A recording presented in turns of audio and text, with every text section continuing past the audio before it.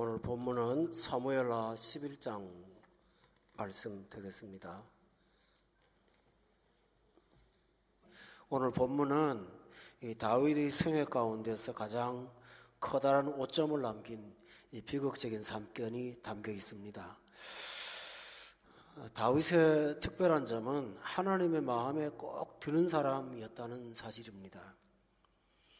그는 수십 년간 사선을 넘나들면서 고난의 풀무 속에서 영적으로 육적으로 연단을 받은 사람입니다. 그래서 이 본문이 기록될 즈음에는 인격적으로나 신앙적으로나 이 성숙의 절정에 이른 시기였습니다. 그동안 그는 국가를 20년 동안 통치를 했고 그 결과로 인해서 백성들에게 탁월한 왕으로 인정받았습니다. 또 국내와 국외의 모든 문제들을 해결해서 국제적으로도 상당히 세력을 떨치는 왕으로 이름이 났습니다. 그래서 그는 모처럼 직접 전쟁에 출전하지 않고 왕궁에서 쉬게 된 때가 오늘 본문의 내용입니다. 1절에 보면 돌아와서 왕들이 출전할 때가 되었는데 다윗은 왕임에도 불구하고 요압에게 그 전쟁을 맡기고 그는 예루살렘에서 쉬고 있었습니다. 그런데 생각지도 못한 한순간의 충동을 이기지 못해서 사탄의 공격에 무릎을 꿇고 말았습니다. 다윗의 이 치명적인 사건은 어떤 사람이라도 죄의 공격으로부터 안전지대에 있지 않다는 것을 보여주는 신뢰입니다. 성숙해도 범할 수 있고 평안해도 범할 수 있고 경건해도 범할 수 있다는 사실을 보게 됩니다. 또 하나 중요한 사실은 오늘 본문을 풀어나가겠습니다만 죄가 모든 것을 빼앗아 간다는 것입니다. 쾌락은 잠깐이지만 그 고통은 너무 커서 로마서에서 일컫듯이 죄의 삭시, 사망으로 돌아오는 것이 오늘 본문의 내용이 되겠습니다. 뿐만 아니라 수십 년 동안 경건한 고난의 승리도 이 죄 문제로 인해서 하루아침에 무너질 수 있다는 사실을 우리가 경고로 받습니다. 그래서 오늘 우리는 이 사건을 통해서 죄를 범하지 않으려면 어떻게 해야 하는가 그 사실을 배우는 귀한 시간이 되어야 되겠습니다. 우선 첫째로 오늘 의미 있는 구절이 1절에 나옵니다. 오늘 설교의 제목과 같이 저녁 때에 일어났습니다. 여기서 말하는 저녁은 다윗에게 안식을 허락하신 평안의 때를 말하는 것입니다. 평안할 때 범죄였습니다. 여러분 성경 말씀 기억하시지요? 섰다고 하는 자는 넘어질까 조심하라. 영적으로 몹시 갈급할 때가 오히려 안전할 수가 있고 이만하면 됐어 하고 여유를 가질 때 위기를 만날 수 있다는 사실을 기억하면서 우리는 세상이 끝나는 날까지 항상 근신하여 깨어 있어야 된다는 사실을 본문이 가르쳐주고 있습니다. 여러분, 우리가 평생 동안 투쟁해야 될 게 뭘까요? 세상 사람들은 먹고 사는 문제로 평생 투쟁을 합니다. 그러나 하나님은 그 문제에 관해서는 우리에게 하나님이 공급하신다고 말씀을 하셨어요. 먹는 것과 마시는 것과 입는 것을 걱정하지 말라. 이는 다 이방인이 구하는 것이라고 하셨거든요. 그렇다면 우리 인생 예수 믿는 사람의 삶에 일생 동안에 추구해야 되고 싸워야 될 내용은 뭘까요? 그것은 하나님을 닮아가는 거룩한 삶입니다. 그거 하나를 붙잡고 사는 것입니다. 거룩에 실패하면 공급도 끊어지고 거룩에 성공하면 생각지 못한 복도 돌아온다는 사실을 우리는 성경을 통해서 많이 봅니다. 신명기에서 이런 말하죠. 너희가 내 말에 순종하면 들어가도 복을 받고 나가도 복을 받고, 만일에 순종하지 않으면 들어가도 저주받고 나가도 저주받는다. 예수 믿는 사람은 먹고 사는 문제에 분투할 것이 아니고 하나님을 기쁘시게 하는 일에 전력을 다해야 되는 것인데, 우리는 이만하면 됐다라는 게 없다는 사실입니다. 그래서 항상 기억하십시오. 섰다고 할 때 더욱더 조심할 것을 말입니다.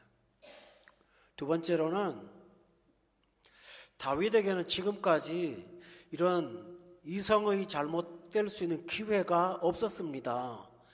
늘 험악한 전쟁터에 나가서 싸우는 사람이었고요, 남자들하고만 살았던 사람이라서 이런 유혹의 환경을 접해본 일이 없습니다. 그런데 기회가 다가온 것입니다. 여러분들이 어떤 사람은 나는 죄를 범하지 않았어 하고 자신하지만 실제로 인간은 기회를 만났거나 만나지 못한 차이일 뿐이지 따로 의로운 사람이 있지는 않습니다. 그러므로 우리에게 중요한 것은 하나님 앞에 믿음을 지키는 경건한 환경이 얼마나 중요한가라는 것이지요. 그래서 우리는 의도적으로 경건한 자리를 찾아가고 불경건한 자리를 피해야 됩니다. 특히 앞으로 휴가를 앞에 두고 있는 여러분들에게 이것은 굉장히 중요한 사실입니다. 일상을 벗어나면 일탈이 준비되어 있습니다. 이때 여러분은 하나님의 자녀라는 신분을 꼭 기억하시기를 바랍니다. 말씀 다 안 드려도 알지만 여성이 목욕을 하고 있었습니다. 또 혹자는 이 경우를 가리켜서 바세바가 다윗을 의도적으로 유혹했다라고 하지만 그랬을지라도 죄를 범한 동기를 시작한 것은 다윗이었습니다. 그러므로 핑계할 수가 없습니다. 또 하나 중요한 사실은 기회가 있어도 죄를 범할 수 있는 힘이 없는 사람들은 죄를 범하지 못합니다. 힘이 없어서 그런 것이지 본성이 없어서 그러지는 않습니다. 그러나 다윗은 권력을 갖고 있습니다. 오늘 본문에 보면 이 죄를 범하는데 은밀히 찾아가서 범하지 않았습니다. 어떤 사람 보내갖고 그 여자가 누군지 알아보게 하고 데려오게 하고 가게 하고 자기는 손가락 까딱 안 하고 주변 사람 다 시켰습니다. 권력이 없다면 죄를 범할 수가 없었을 것이고, 권력이 없다면 바세바가 그렇게 쉽게 왕궁에 들어올 수가 있었을까요? 우리는 이 사실에서 중요한 사실을 발견합니다. 그게 뭘까요? 힘이 있을 때 더욱더 죄범할 수 있다는 사실입니다. 돈이 있을 때 타락할 수 있고, 건강이 있을 때 더욱 부패할 수 있고, 여유가 있을 때 쾌락을 찾아갈 수가 있기 때문에 하나님이 허락하신 축복들을 죄의 도구로 삼지 않도록 유의해야 될 줄로 믿습니다. 이것이 굉장히 중요한 내용입니다. 하나님이 허락하신 유익한 도구들을 경건의 재료로 쓰기를 더욱더 힘쓰시기를 바랍니다. 그냥 방치하지 말고 내가 어떤 기쁜 일을 위해서 살아갈까 거기에 노력하면 그 일들이 더욱더 아름답게 되지 않을까요?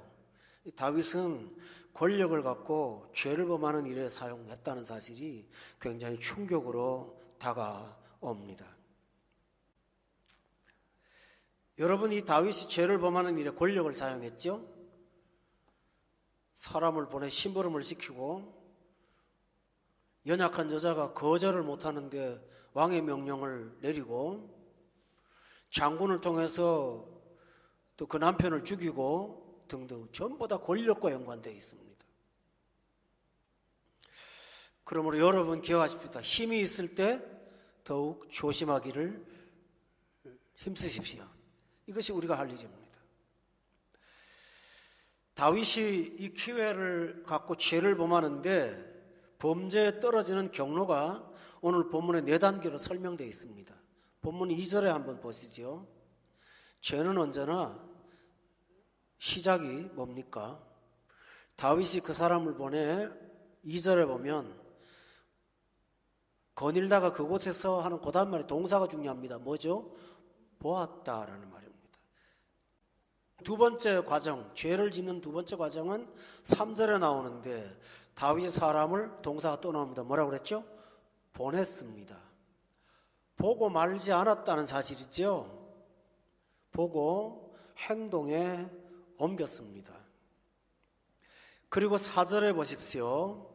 두 가지 죄가 떠 있습니다. 데려왔습니다. 그리고 4절 끝에 보면 동침했습니다. 여러분, 여기서 보면 죄는 고정되어 있는 것이 아니라 움직이는 운동력이 있다는 사실을 발견합니다. 죄는 성장합니다. 그래서 야고보서에 보면 죄가 욕심이 잉태한 즉 죄를 낳고, 그 다음에 죄가 장성한 즉 사망을 낳느니라. 죄가 자라요. 우리가 우리 안에 있는 영양소를 갖고 죄를 키우는 사람일 수도 있다는 사실입니다. 죄는 이만큼 무서운 것이 죄를 내가 키운다는 거예요. 근데 이것은 인간이 누구나 동일한 본성을 갖고 있습니다. 하와가 처음에 보암직하고 먹음직하고 보기에 탐스러울 만큼 좋았다. 인류의 시조인 하와가 이 범죄를 저질렀는데 다윗도 똑같은 과정을 지나치고 있고, 예수님을 시험했던 사탄도 똑같은 방식으로 다가왔어요. 돌 갖고 떡덩이를 만들게 하라고, 예루살렘 성전 꼭대기에 올라가서 밑에 거 다 보게 하고, 높은 산에 올라가서 보게 하면서 유혹했죠. 그러므로 여러분, 이 원칙들, 하나의 규칙들을 안다면 죄는 우리 속에서 죄의 본성이 있으니까 꿈틀거릴 수 있어요. 그러나 그것을, 죄를 키우는 사람이 된다면 그것은 하나님이 심히 아파할 사람이 아니겠습니까? 요셉은 이보다 더 적극적인 유혹을 받았지요. 바세바는 그냥 남의 집에서 자기가 할 일을 했던 사람인데 보디발의 아내는 노골적으로 요셉을 유혹했습니다. 그렇지만 요셉은 죄를 키우지 않았습니다. 한마디로 딱 잘랐습니다. 내가 주인과 하나님께 어떻게 큰 죄를 범하리요? 끊어버린 것입니다. 여러분, 우리는 연약한 존재입니다. 육체의 연약함이 있습니다. 꼭 이런 부패한 비윤리적인 것이 아니라도 다른 유형의 종류들의 죄가 있지요. 그때마다 여러분은 죄를 키우지 말고 죄를 끊어버리시기를 바랍니다. 이것이 우리가 해야 될 일입니다. 우리가 여기서 본문에서 볼 것 같으면 이 죄가 사람의 영혼을 침투하는데 고속도로에 달리는 차보다 빠르다는 사실을 발견합니다. 그렇게 수십 년 동안 경건 생활을 했던 다윗의 그 영혼의 장벽을 삽시간에 허물어뜨리고 유혹을 받자마자 너무 빨리 죄 속으로 빨려 들어가고 있다는 사실을 발견하면서, 여러분, 이것은 다윗의 성향보다 더 무서운 게 하나 있습니다. 그게 뭔지 압니까? 죄의 권능입니다. 그래서 로마서는 죄를 권능이라고 말합니다. 죄의 권세라고 말합니다. 사람들은 죄가 권능이 있고 파워가 있다는 사실을 잘 의식하지 않습니다. 죄가 갖고 있는 권세가 사람의 영혼을 지배하면 이겨낼 수가 없습니다. 여러분, 방법은 하나밖에 없습니다. 자아가 충만한 것이 아니라 내 안에 성령님이 충만해야 되지요. 여러분, 날마다 죄의 권능을 이기고 사는 여러분 되기를 위해서 성령 충만하시기를 주의 이름으로 축원합니다. 죄에 빠지게 되면 순식간에 이성을 잃어버리는 것이 이 죄에 가공할 힘이라는 사실을 여러분이 꼭 기억하시기를 바랍니다. 그런데요, 다윗이 오늘 이 상황에서 영적으로 갈등을 일으켰거나 양심의 번민을 일으켰거나 하나님을 의식했다는 조항이 전혀 없어요. 어떻게 사람이 이럴 수가 있을까요? 기억하십시오. 죄가 내 마음을 사로잡으면요, 생각이 멈춰져요. 다른 생각을 못해요. 3절에 보십시오. 하나님이 그에게 경고를 하셨어요. 다윗이 사람을 보냈더니 그 여인을 알아보게 했습니다. 그가 말합니다. 다윗한테. 그는 엘리암의 딸이요 햇사람 우리아의 아내라는 말을 강조합니다. 밧세바가 아닙니까? 라고 하는 말을 쓰죠. 이게 뭘까요? 남의 아내잖아요 라는 말입니다. 왕한테 감히 함부로 대꾸하지 못하니 이것은 옳지 않은 일입니다 하는 것을 간접적으로 표현한 내용이 아니겠습니까? 그렇다면 이 말은 하나님이 사람을 통해서 말씀하시는 것 아닐까요? 근데 다윗은 귀에 들어오지 않았습니다. 더 가공할 만한 일은 4절에 보세요. 전령을 보내서 그 여자를 자기에게로 데려오게 했는데 그가 하는 일이 뭔지 압니까? 그 여자가 그 부정함을 깨끗하게 하였으므로 다윗의 영혼은 지금 더럽혀져 있죠? 누가 깨끗해져야 될까요? 다윗의 영혼 아닙니까? 근데 그 여성의 부정함은 육체의 어떤 불결함을 의미합니다. 무엇이 깨끗한 것일까요? 죄에 정복당하면 사람이 거룩함과 깨끗함을 구별하지 못합니다. 집에 청소가 안 돼서 더러운 건 못 견디면서 영혼의 더러움은 방치하는 유형이라면 바로 이와 같은 것이 아닐까요? 여러분, 이것은 특수한 죄가 아니라 누구나 갈 수 있다는 사실을 여러분 모두가 기억해야 되지 않을까요? 육체의 깨끗함을 원하면서 영혼의 더러움은 방치하는 죄를 보면 이렇게 인간은 이중적인 삶이 됩니다. 다시 한번 말씀드리죠. 여러분, 죄를 너무 가벼이 보지 마세요. 이제부터는 죄의 결과에 대해서 말씀을 드리겠습니다만, 죄가 한번 들어오면 사람의 영혼을 정복하면 스스로 이길 수가 없습니다. 하나님만이 이길 수 있다는 사실을 믿으세요?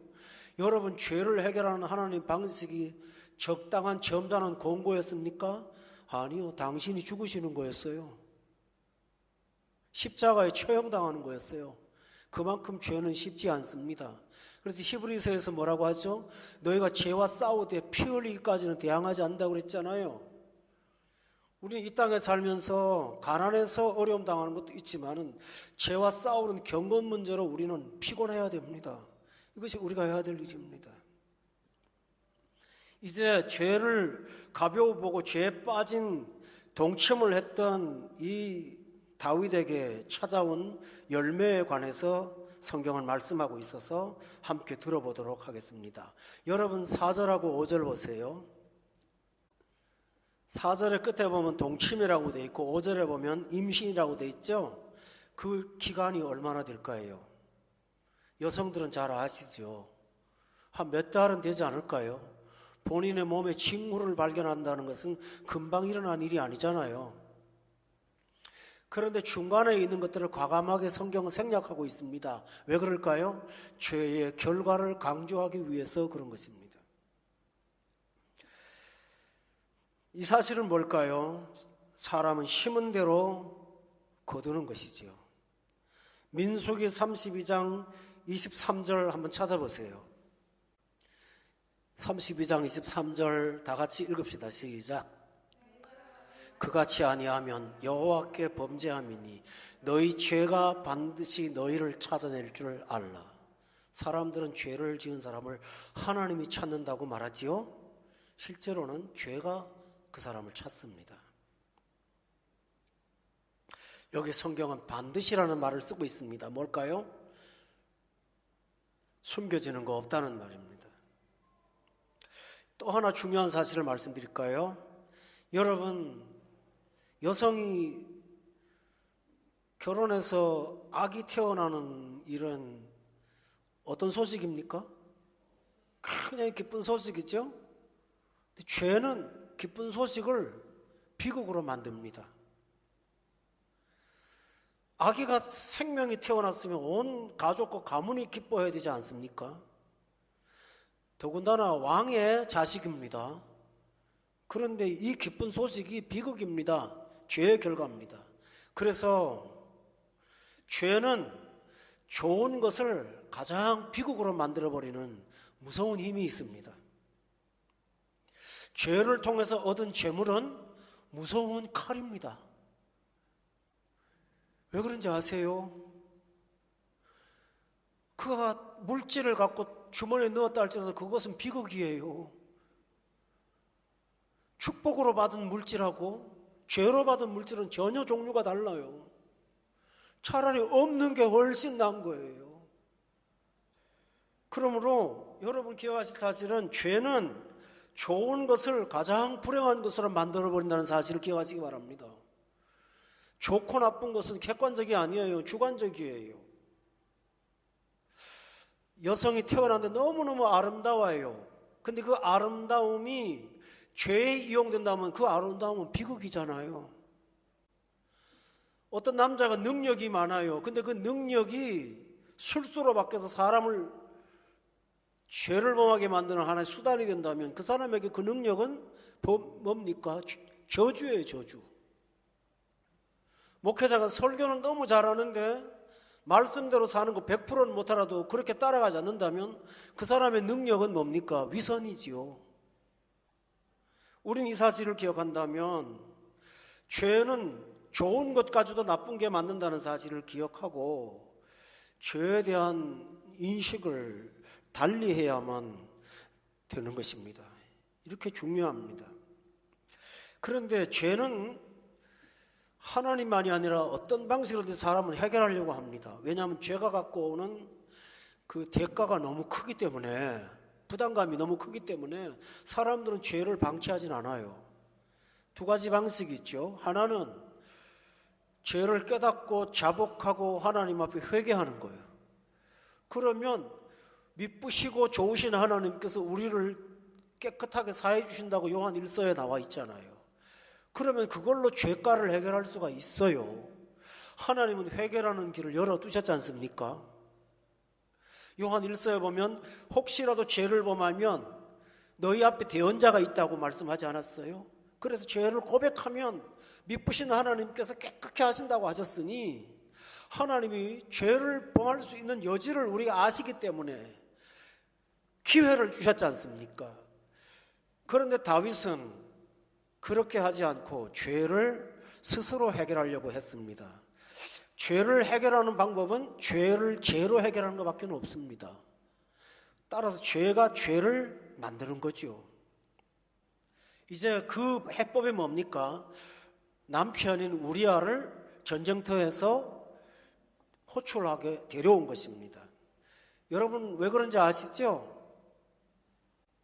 그 부부 사이에 태어난 자녀로 위장하려고 수단을 꾸민 것입니다. 그런데 이 일에 5절과 6절을 보세요. 본문으로 돌아가서 요압한테 기별해서 우리아를 보내라고 하는데 여러분 여기서 기억할 사실은요, 요압이 여기까지는 좋아요. 근데 나중에 이 다윗의 아들인 압살롬하고 결탁해서 이 다윗을 칼로 죽이려고 했습니다. 죽을 때까지 요압이 괴롭히는 아주 괴로운 여우였어요. 근데 다윗이 약점을 잡혀가지고 어떻게 하지를 못하고 평생을 사울을 도피하여 다닐 때는 담대했어요. 죄범한 게 없으니까. 근데 요압 문제 앞에서는 다윗이 한없이 약해집니다. 그래서 결국은 압살롬의 문제까지 번지게 되니까 죄가 자기가 키웠는데 결국은 그 큰 죄로 인해서 너무나 큰 요압이라는 문제덩어리를 하나 안게 된 것입니다. 요압은 굉장히 영악한 사람이에요. 다윗의 약점을 알고요, 자기가 전쟁에서 지금 실패했는데 보고를 쓰면 당장 책망을 받을 텐데 보고서를 쓰면서 끝에 뭐라고 했는지 아십니까? 햇사람 우리아도 죽었다고 한 구절 딱 적어 놓으니까 다윗이 뭐라고 말하는지 아세요? 기가 막힌 말을 합니다. 25절을 보세요. 다윗이 전령에게 이르되 너는 요압에게 이같이 말하기를 이 일로 걱정하지 마라.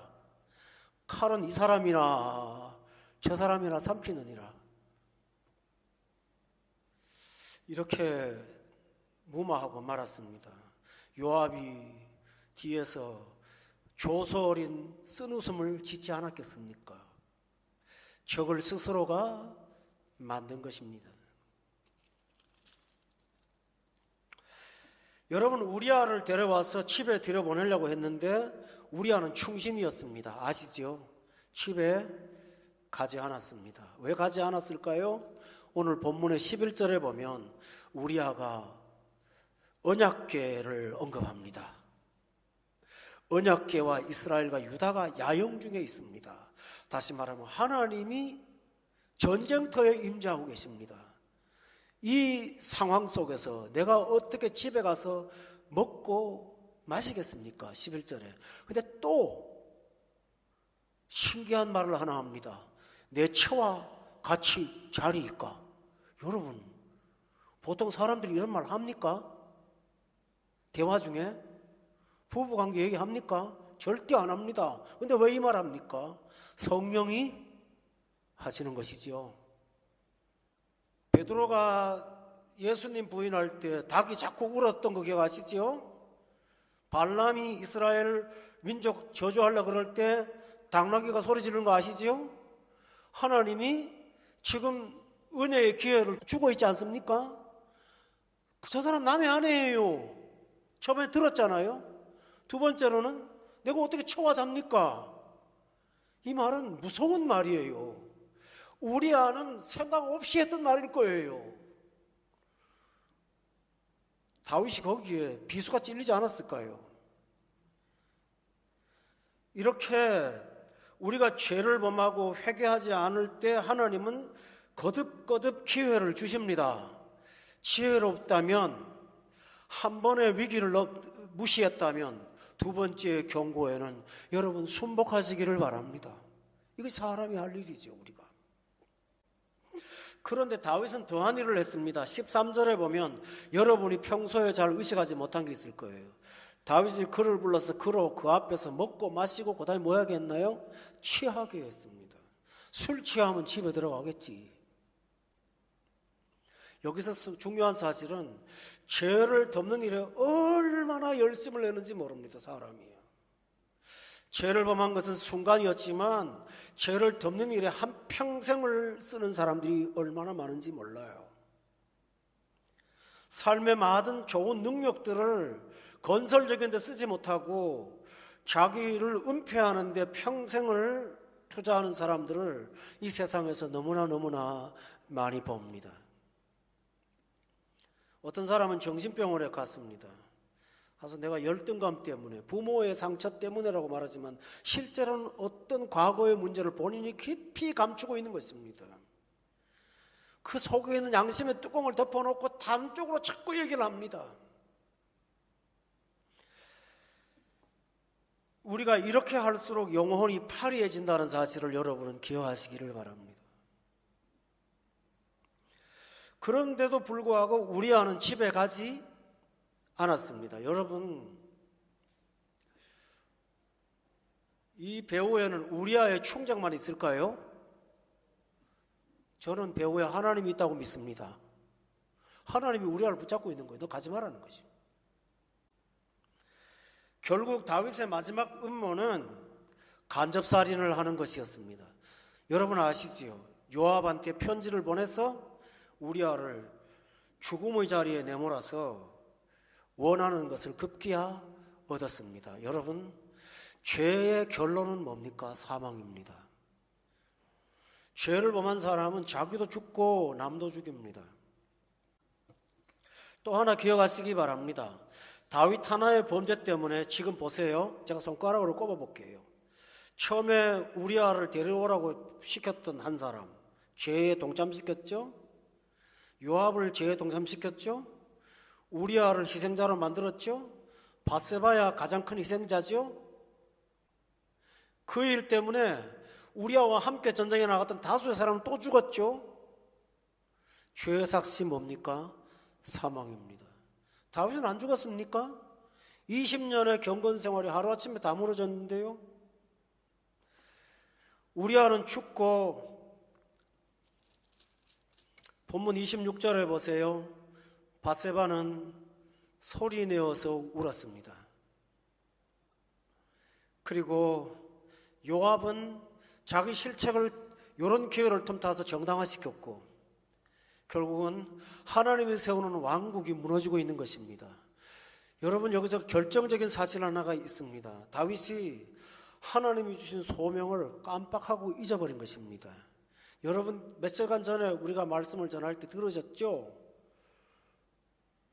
다윗이 하나님의 집을 세운다고 하니까 하나님이 거절하시면서 내가 너희 집 세운다고 말씀하십니다. 그때 다윗은 백향목궁에 거하지 않았어요? 그 다윗이 두려워서 하나님께 물어봅니다. 내 집이 뭡니까? 나는 누굽니까? 나는 도대체 왜 하나님이 나를 부르셔서 나한테 왜 일을 하십니까? 그때 두려워 떨었지 않아요? 하나님이 자신을 세운 것은 특별한 목적이 있다는 것을 알았습니다. 그게 뭘까요? 하나님의 나라를 그를 통해 세우는 것이었습니다. 그런데 그 소명을 깜빡한 것입니다. 여러분, 일상생활에 분주하다 보면, 먹고 마시는 일에 분주하다 보면 내 정체성을 잃어버리게 되고, 정체성을 잃어버리면 경건해야 될 목적과 의미를 상실하게 됩니다. 너무 힘들었어요. 직장생활이. 너무 사업이 힘들어요. 쉬자. 그 순간 위기가 다가옵니다. 따라서 성도 여러분은 소명을 잃지 않기를 바랍니다. 하나님이 나를 이 땅에 왜 부르셨는지, 나를 왜 세웠는지를 항상 의식하고 살아가시는 여러분이 되어야 됩니다. 우리는 먹든지 마시든지 무슨 일을 하든지 하나님 영광을 위해서 하는 사람으로 부름받았다는 사실을 한시도 잊지 않기를 주의 이름으로 축원합니다. 오늘 생애 결산을 27절이 말합니다. 장례를 마침에 다윗이 사람을 보내 그를 왕궁으로 데려와서 이제는 뻔뻔스럽게 그의 아내를 만들어 아들을 낳게 되는 과정들을 진행하고 있습니다. 여러분, 죄가 순간이 아니었다는 사실을 발견하죠? 죄가 삶이 되었다는 사실이 더 무서운 겁니다. 27절에 보세요. 다윗이 행한 그 일이 여호와 보시기에 악하였더라. 하나님은 처음부터 끝까지 보고 계셨습니다. 오늘 저는 여기서 결론을 내리고 다음 시간에 다윗의 회개에 대해서 말씀을 다루겠습니다만, 결론을 내린다면 야고보서 1장 15절을 다시 한번 언급하겠습니다. 욕심이 잉태하면 죄를 낳고 죄가 장성하면 뭐 한다고요? 사망을 낳는다는 사실을 꼭 기억하시기를 바랍니다. 잠언의 28장 13절에 보면 자기 죄를 숨기는 자는 형통하지가 못하나 죄를 자복하고 버리는 자는 불쌍히 여김을 받을 수 있다고 말씀하셨습니다. 여러분, 이 세상에서 살다가 예수님께서 나를 만나시는 재림의 그날까지 저와 여러분은 거룩을 지키고 승리하시는 우리 모두가 되어서 우리 교회가 하나님을 기쁘시게 하는 성도로 가득하시기를 예수 이름으로 축원합니다. 다 같이 기도하겠습니다.